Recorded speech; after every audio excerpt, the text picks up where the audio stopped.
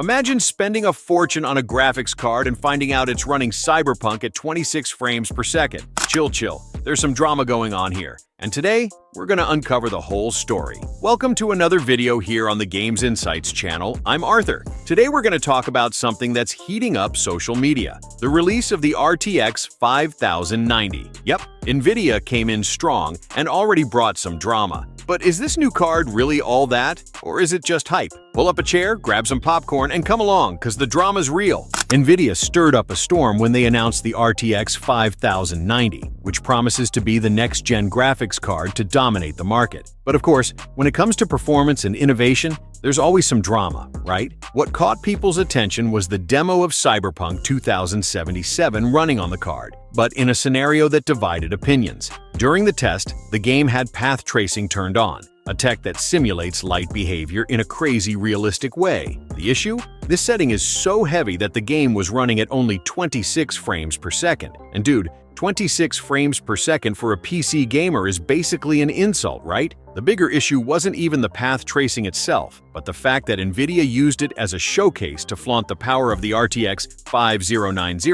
Anyone who plays on PC knows that path tracing is basically useless for everyday use, since it demands insane processing power. Just to give you an idea, path tracing was, until recently, mainly used in movie animations, like Pixar films, because it requires a monstrous level of processing to simulate light and shadows in a more realistic way. So using this to sell the RTX 5090 sparked a lot of debates. On the flip side, NVIDIA also took the opportunity to highlight DLSS 4, which is their big bet to get around this insane performance limitation. DLSS, for those who don't know, is a tech that uses AI to generate extra frames. In practice, it reconstructs the images and promises to boost performance in heavy games. They're saying that for every one native frame, the AI would generate 3. With DLSS 4 on, the same Cyberpunk 2077 that was running at 26 FPS jumped to over 200 FPS in the demo. Sounds like magic, right?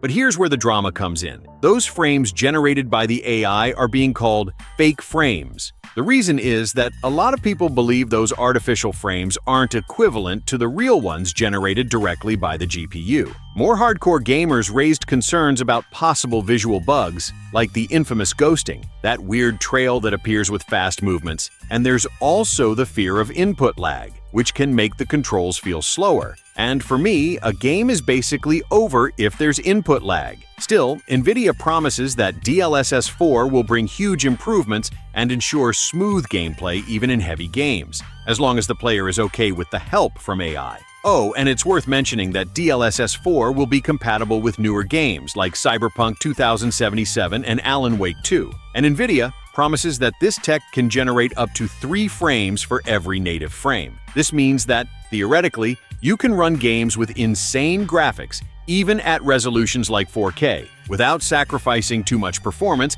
But not everyone is buying into this idea, because aside from possible visual issues, a lot of people believe that relying on AI might hide the true power of the GPU. Another thing that raised some eyebrows was the price. The RTX 5090 will cost $999, and that price could go up depending on where you live. And that's a price that only people who really work with high-level content creation or have a lot of money will be able to handle. Plus, in that price range, NVIDIA isn't just competing with other GPU manufacturers, but also with the cost-effectiveness of sticking with an older card like the RTX 3080 or 3090, which still perform really well. NVIDIA also stated that the RTX 5090 will have 32 gigabytes of memory, which is a huge jump from the previous generation. This gives it insane capacity to handle heavier games, high-resolution textures, and even video production and 3D modeling. But there's still that question: are those 32 gigabytes of memory actually going to be fully used?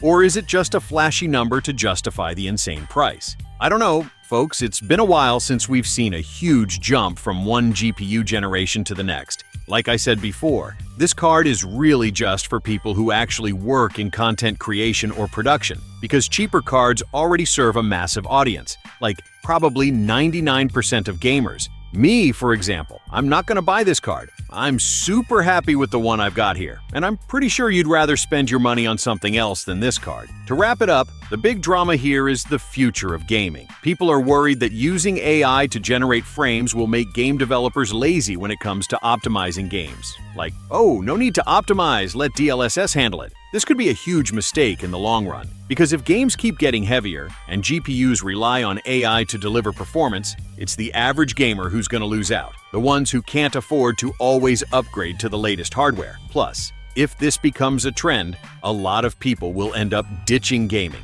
The price of consoles has gone up, the price of games has gone up, the price of peripherals has gone up, and let's face it, people work long hours every day and sometimes just want to come home and play something to unwind. But with everything related to gaming getting so expensive, it's hard to keep up with the current generation. In the end, what people really want is to play with beautiful graphics and high FPS, without bugs or delays. But will this combo of path tracing, DLSS 4, and AI-generated frames actually deliver on its promises? Or is it just more marketing from NVIDIA to justify another price hike? That's still up in the air, and I'd recommend waiting for more info and reviews before we draw any conclusions. But one thing's for sure, this is definitely stirring up a lot of discussions. And speaking of drama and confusion, there's been some talk online about GTA 6 costing an insane $100. But that's a lie, okay guys? GTA 6 will not cost $100. That would be terrible for everyone. In this video on your screen, I explain everything about that discussion, so if you want to understand more about the GTA 6 news,